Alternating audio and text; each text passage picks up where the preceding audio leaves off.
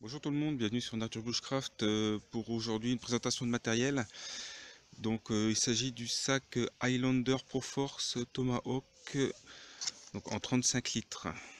Faut savoir qu'il existe en plusieurs litrages, donc là c'est le 35 litres. Donc on est sur un sac typé tactique militaire, donc au camo DPM pour le coloris que j'ai choisi.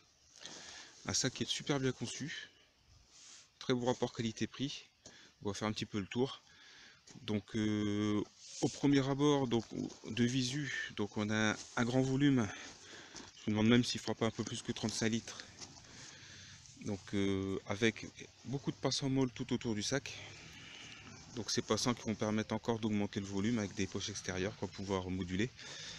On a également des passants sous le sac pour passer éventuellement des sangles, donc pour une tente à sac de couchage, tapis de sol ou autre.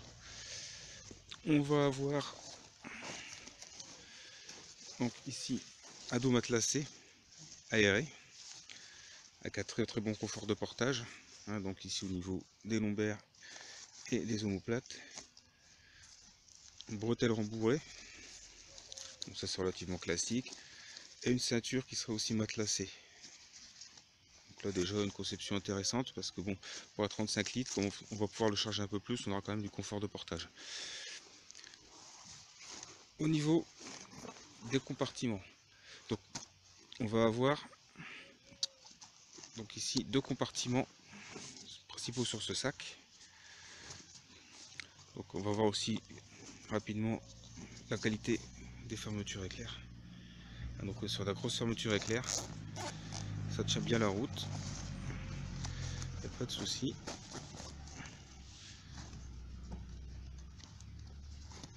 Donc compartiment devant, hein, donc un grand compartiment qui est cloisonné en deux parties. C'est plutôt sympa. Un second compartiment, donc on a des fermetures éclair qui iront un peu plus bas qu'ici, hein. On est sur le tiers par rapport à l'ouverture en hauteur. Donc le grand compartiment, donc compartiment on va dire principal. Donc de la même façon ici, on a une grande poche intérieure, donc qui va permettre l'utilisation d'une poche à eau, vu qu'on a de chaque côté une sortie.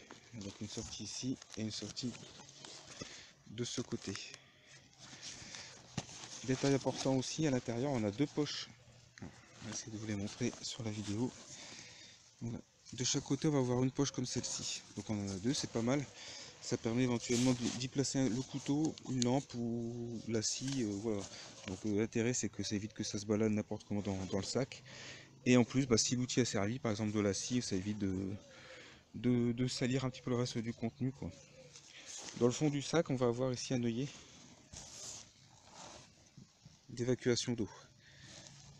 Éventuellement, étant donné que le sac est fermé, pas un grand intérêt, je pense, surtout sur ce compartiment là, mais bon, c'est toujours bien. On sait jamais si la poche vient à se percer, la poche d'eau. Voilà.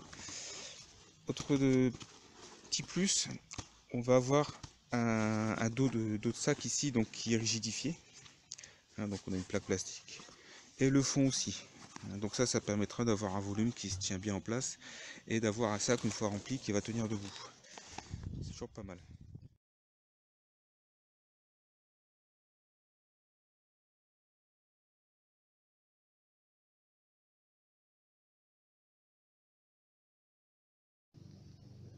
Voilà, donc deuxième partie sur ces vidéos concernant le sac Tomahawk 35 litres de chez Highlander. Donc là à présent je l'ai équipé de ses poches extérieures. L'intérêt de ces poches, ça va être d'avoir accès rapidement à certains éléments. Donc au niveau poche, j'ai placé ici à l'avant une assez grande pochette pour pouvoir placer le portefeuille, les clés et le téléphone portable.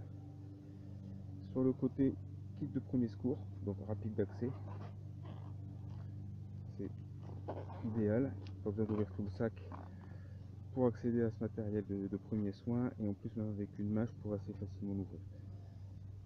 La petite poche fourre-tout, très pratique, hein, donc ça permettra surtout en sortie de, si on a envie de récolter des baies, si on trouve un amadouvier, du bois gras, des choses comme ça, ou même du petit bois pour démarrer un réchaud à bois. Voilà, donc ça se déplie. On a une petite poche bien pratique pour transporter tout ça sans salir le sac.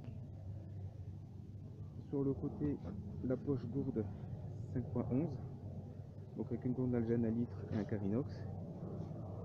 Deux mousquetons, au cas où, éventuellement, si je dois tendre mon poncho pour me faire un abri de fortune, ou même de toute façon si je pars pour 24 heures en été, ça pourra me permettre de monter ma map ou des choses comme ça. Voilà.